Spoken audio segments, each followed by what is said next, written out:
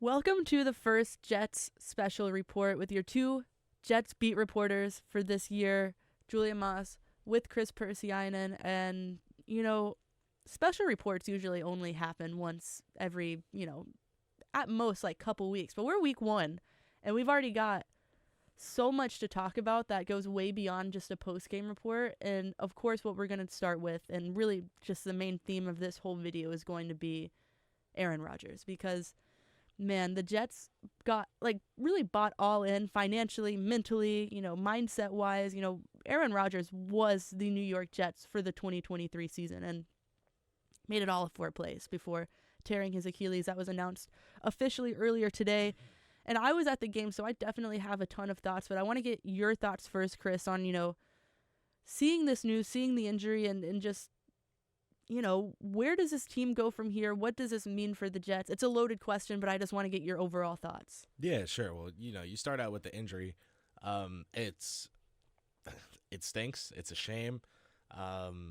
Rodgers has taken hits like that specific hit, so many times in his career without any bumps in the road. It was a cut block, and the reason for that was because he was supposed to get the ball out quickly. Rodgers has said he does not like cut blocks because he does not like having to get the ball out quickly. But the Jets ran 2 of them out of the 4 plays, and he got sacked for 10 yards, and the injury happened. I think it's unfortunate. You can't just be like, oh, Rodgers says he doesn't like these kind of plays, and they ran them, and then he got hurt. It doesn't boil down to being that simple. You really have to look at, in my opinion, this as just a shame. I don't think there's anything else to it. I just think for the Jets to finally, or apparently close to finally, have an answer at the quarterback position for the first time, maybe since Geno Smith in 2013, Jets fans were like, okay, this is going to be a good year from this guy. The last time there was any sort of confidence that a QB would actually have a really good year. 10 years ago. I just think that this is terrible. And the way it happened sucks too, because it's just a regular play. It's a regular hit. And for this to happen is so, I want to say bogus. It's just so bad that this is the outcome here. In terms of going forward, though, and what kind of, you talk about the outlook of the team. What specifically? Do we mean win total? Do we mean playoff hopes? What is the fact that we're even, talking about playoff hopes as a potential, the answer in itself? What do you mean there?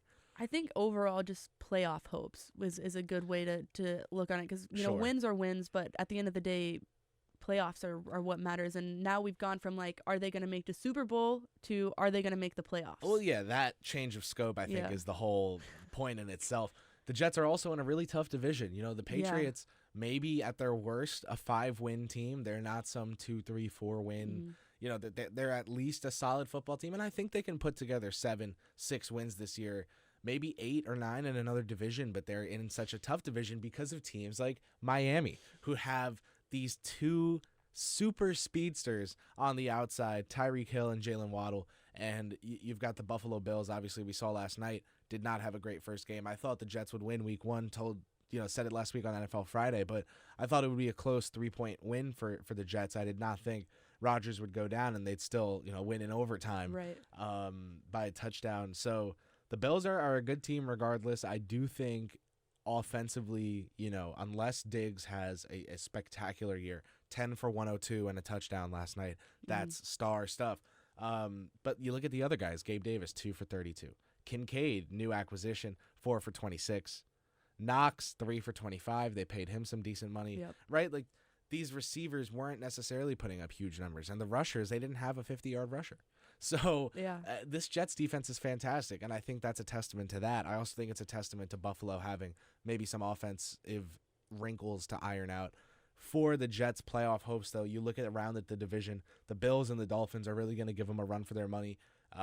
You wonder if because of the expanded bracket as of recent years, the Jets can sneak in as a third team from the same division as a wild card team. But you have to think realistically, particularly with where we're going to pivot to the quarterback discussion in Rodgers' absence, that this is not a team that's going to be, living up to that projected curve of success that with Rodgers under center. And to rewind just a little bit to go back to the actual injury of Aaron Rodgers, there's a lot to get into because, one, this is a calf he had already injured.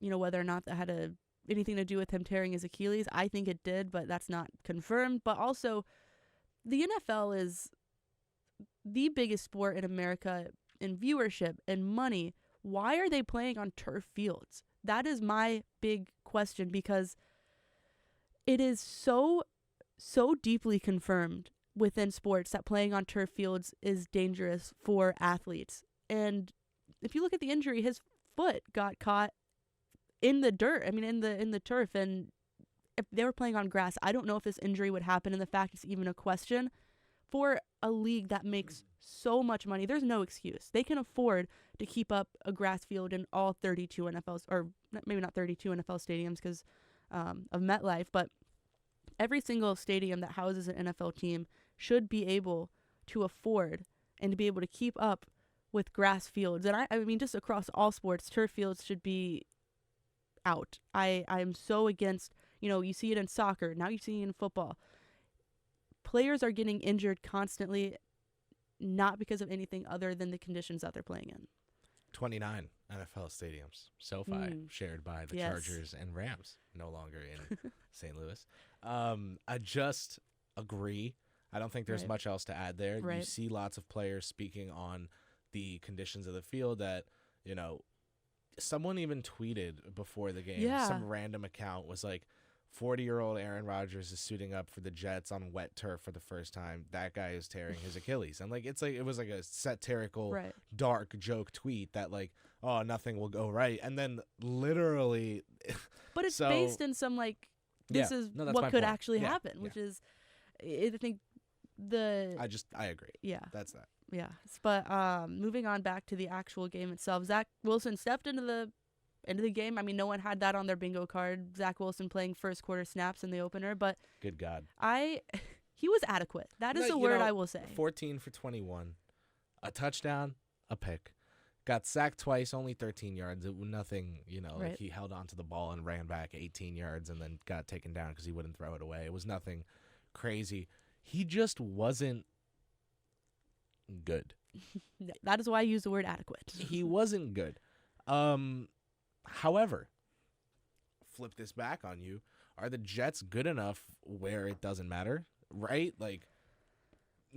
I said this last night when I was talking to one of my friends about the outlook of the season. This is not sustainable. This win against the Bills was a great story, but it took Josh Allen having one of the worst games of his career. I mean, he just could not throw the ball on a target. And the defense looked stellar. I mean, the Jets defense is what's going to win this team games this year. I fully believe that. But Josh Allen was just throwing the ball to the Jets safeties. He just had a terrible, terrible game. That won't happen again and again and again with different quarterbacks. In fact, they have one of the hardest first half of the schedule in the entire league. But the narrative before was but they have Aaron Rodgers. All is okay. Now they don't. They have Zach Wilson, and now Zach Wilson is going to have to lead this team through the Chiefs, through the Cowboys, through, the Bengals, all of these teams that are not only playoff contenders, but Super Bowl contenders. And they also play the Bills again later this season as they're in just a very difficult division. So I hope for Jets fans that this can continue, but unless Zach Wilson has a career resurgence, it's bleak because resurgence? Surgence, yeah, not resurgence. You're right. Just playing good, period, for the first time in his career. That's a solid point. But it's just super disheartening. I mean, I feel like we keep going back to this, but it's just unfortunate for this Jets team to lose Aaron Rodgers. But as we mentioned, the defense looks great. So you asked me that question. I want to ask you that question. Is the defense playing this well enough to win games against good teams?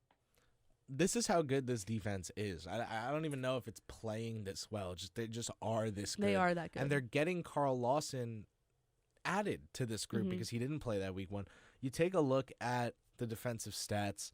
DJ Reed, all over the place. Of course, they're going to throw to that side instead of Gardner's side because they don't even want to try Sauce.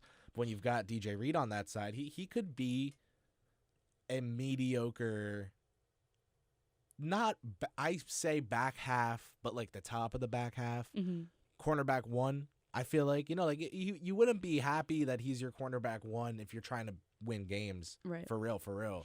But if you're a decent team, a decent cornerback one. Like the fact that he's playing opposite Sauce Gardner, they're really good. They got Amos, they got names, right? And then the line is where it gets ludicrous. Franklin Myers, Quinnen Williams, Jermaine Johnson, breakout season probably incoming according to everyone around. Bryce Huff, these guys have been great. Michael Clements, these guys have been great, right? But here's the thing. I thought this Jets defense would be super elite, and I didn't think they would be on the field like the whole game.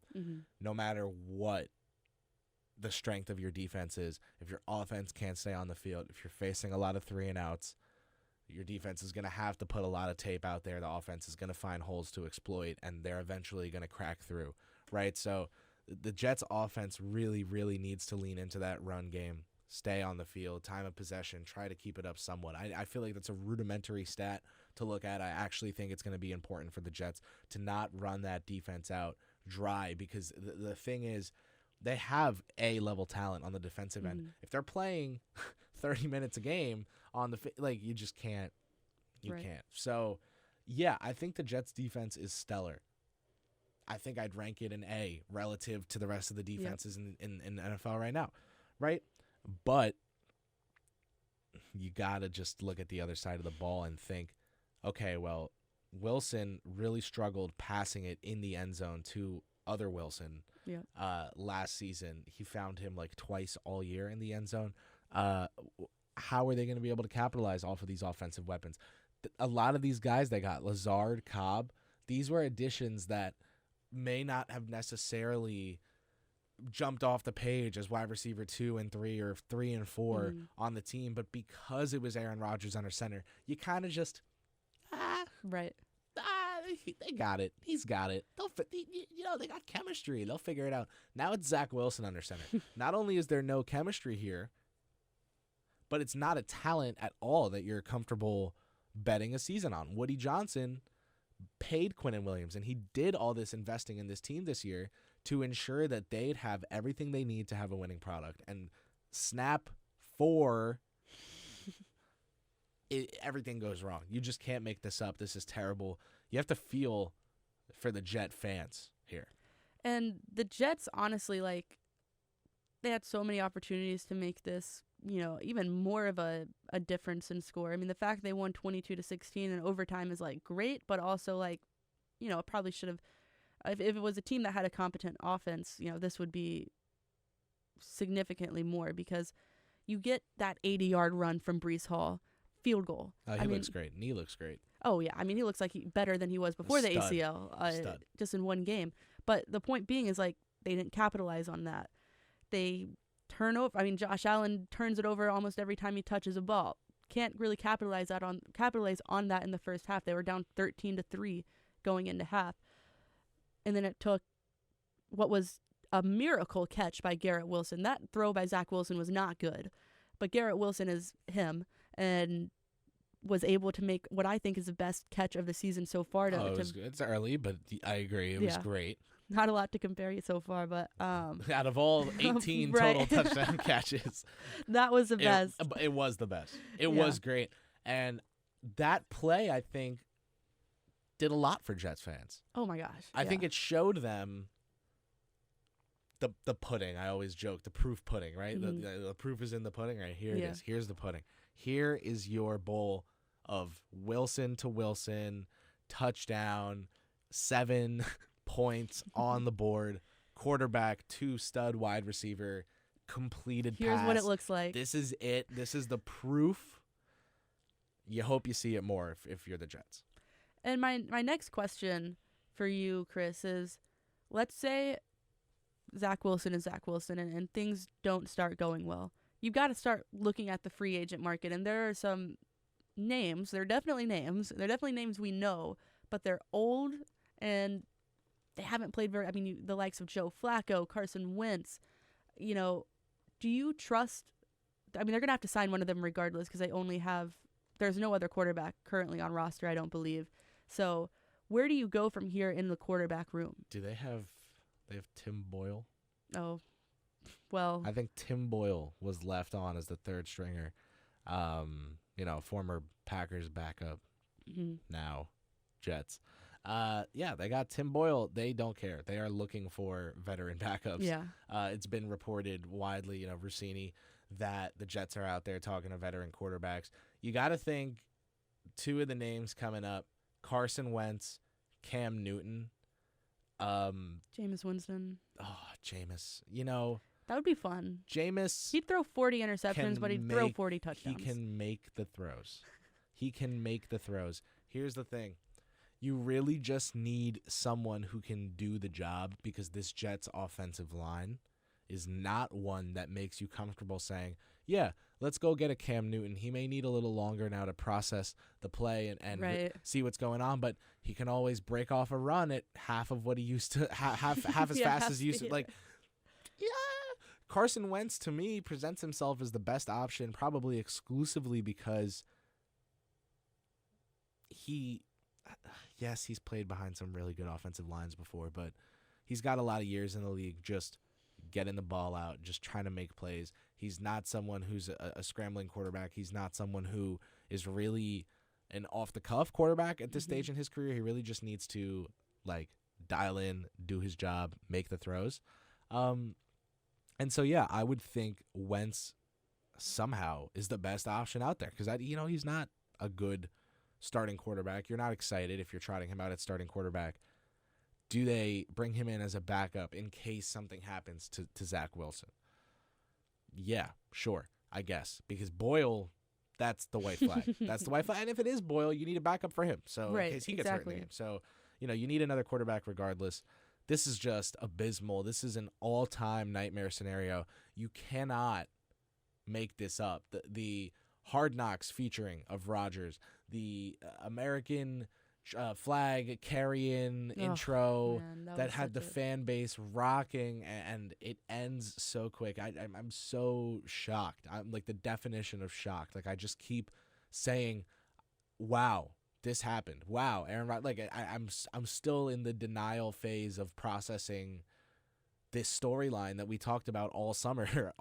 So many one-on-ones, so many NFL Fridays talking about the outlook for Aaron Rodgers and the New York Jets. They've become synonymous at this point. Aaron Rodgers and the New York Jets. And now the story becomes, what can they do without him?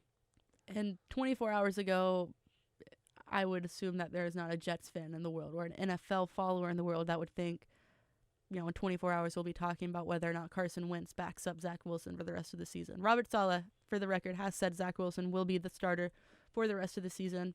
For better or worse, the future of this New York Jets team is so incredibly uncertain, but at least they have that defense. They've got 2 Rookie of the Years on roster right now. I mean, things could be worse. I think that's the one solace you find if you are a Jets fan, is that things could be significantly worse. I don't know if significantly is the word I'd use, but definitely worse.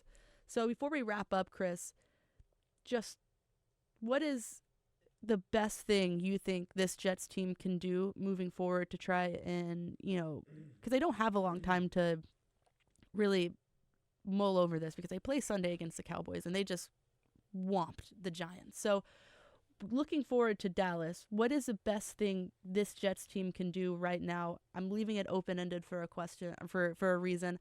Whatever comes to your mind, just to set this team up the best for next week, what would you do? Julia, you need to get to work. Yeah. You need to get to business. You need to, the same way when you do poorly on a test in school and you just need to go play some, Madden or NBA 2K or go shoot hoops outside or play catch with a buddy, right? Like, just get your mind off it. Go do something, right? The Jets need to just go get to work. And the reason I say get to work as opposed to distract themselves, not think about it, is because they do need to keep the main thing the main thing. Mm-hmm. And they need to understand the proportion of difficulty, that this increase that they're about to face, this was going to be a very difficult season for them. Lots of expectations coming into the year. Every single person on this team has almost been not gifted because they made T-shirts. They're so excited to have Aaron Rodgers in the building. But they have almost been, I will say, unwillingly and unfortunately relieved of those expectations. Those expectations, those Super Bowl aspirations, they're no longer tangible. They're not real anymore. And if they are, anyone thinks that the person holding on to them is crazy. So if you're the Jets, you need to understand the opportunity you have in front of you. Go shock the world. Go win that first playoff game and see what happens from there. Make that wild card, right? Just go win games, okay? You look at the Jets' schedule.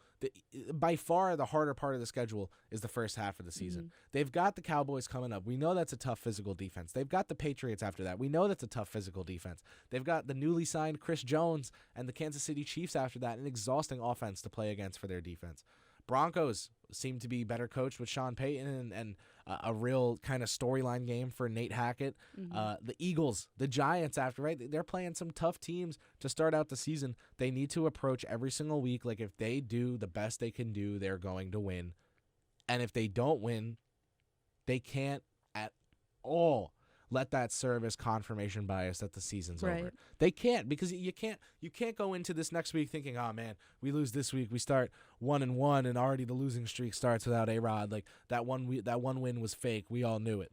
You let an ounce of that get into your head, you're done for the season. You need to have a complete buy-in from 53 guys, no matter who that 53rd is, whether it's Carson Wentz, whether it's God knows who they get. You see Robert Griffin III selling himself on air today, trying to say they should call him and bring him in. He also brought up Carson Wentz. He brought up Colin Kaepernick.